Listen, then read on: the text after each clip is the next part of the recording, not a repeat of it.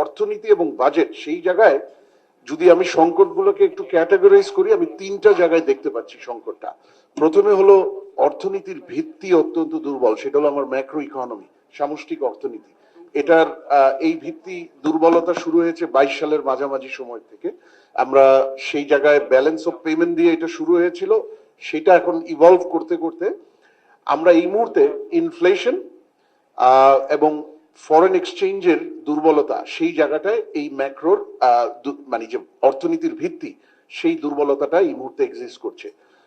Inflation আমরা একটু পরে যাচ্ছি। দ্বিতীয় ইস্যুটা হলো অর্থনীতির যেগুলো প্রবৃদ্ধির চালিকা শক্তি, গ্রোথ ড্রাইভার বলি আমরা, পার্টিকুলারলি তিনটা জায়গা: private investment, small business, exports. এবং এগুলোর যে আউটকামটা হয় সমন্বিত এমপ্লয়মেন্ট, যেটা বাংলাদেশের ডেভেলপমেন্টের জন্য সবচেয়ে বড় মোস্ট ক্রিটিক্যাল আউটকাম রিকোয়ার্ড, এই পুরো চক্রটা অত্যন্ত স্লাগিশ এই মুহূর্তে, অত্যন্ত দুর্বল অর্থনীতির প্রবৃদ্ধির ধারা। আর তৃতীয় সংকট যেটার উপর দাঁড়িয়ে আছি, বাজেটের জন্য হাইলি রেলেভেন্ট, উপদেষ্টা মহোদয় একটা টার্ম ইউজ করেছিলেন, ভায়াবল স্টেট। আমি একটু ভায়াবল না বলে বলছি কেপেবল স্টেট বা স্টেট কেপেবিলিটি। এখন স্টেট কেপেবিলিটির একটা মানে বড় ভিত্তি কিন্তু ফিসক্যাল ডিসিপ্লিন বা রাষ্ট্রের আর্থিক শৃঙ্খলা।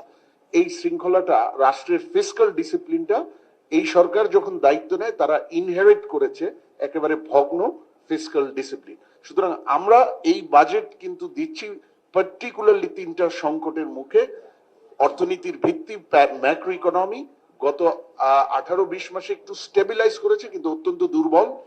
গ্রোথ ড্রাইভার্স, চালিকা শক্তি যেগুলো প্রবৃদ্ধির, স্লাগিশ, সবগুলোই নেগেটিভ দিকে যাচ্ছে, আপনারা দেখেছেন।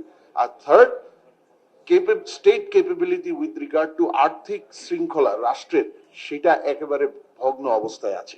তো এই অবস্থায় বাজেটের প্রায়োরিটি কি, অগ্রাধিকার কি হওয়া উচিত?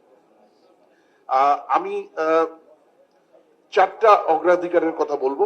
অগ্রাধিকারের কোনো শেষ নেই। বাই দ্য ওয়ে, আমি একটু আরেকটু বলি যে বাজেট থেকে আমাদের এক্সপেকটেশন কি হওয়া উচিত, সেটাও বোধহয় একটু ফ্রেম করা দরকার। Budget is a fiscal instrument এবং সবচেয়ে ইম্পর্টেন্ট ফিসক্যাল ইনস্ট্রুমেন্ট, কিন্তু ও কিন্তু সব ধরনের সমস্যার সমাধান করতে পারে না। Budget as a fiscal instrument আপনারা সবাই জানেন, বাট তারপরও আমি একটু বলছি, মূলত তিনটা জিনিসই তার কার্যকারিতা সীমাবদ্ধ।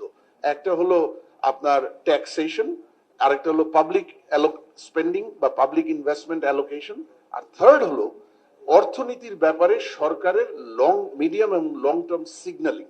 এই তিনটা বিষয়, এই তিনটার বাইরে কিন্তু যে সব ধরনের পলিসি রিফর্ম, সব ধরনের পলিসি অ্যাডজাস্টমেন্ট বাজেট চাইলেও করতে পারবে না।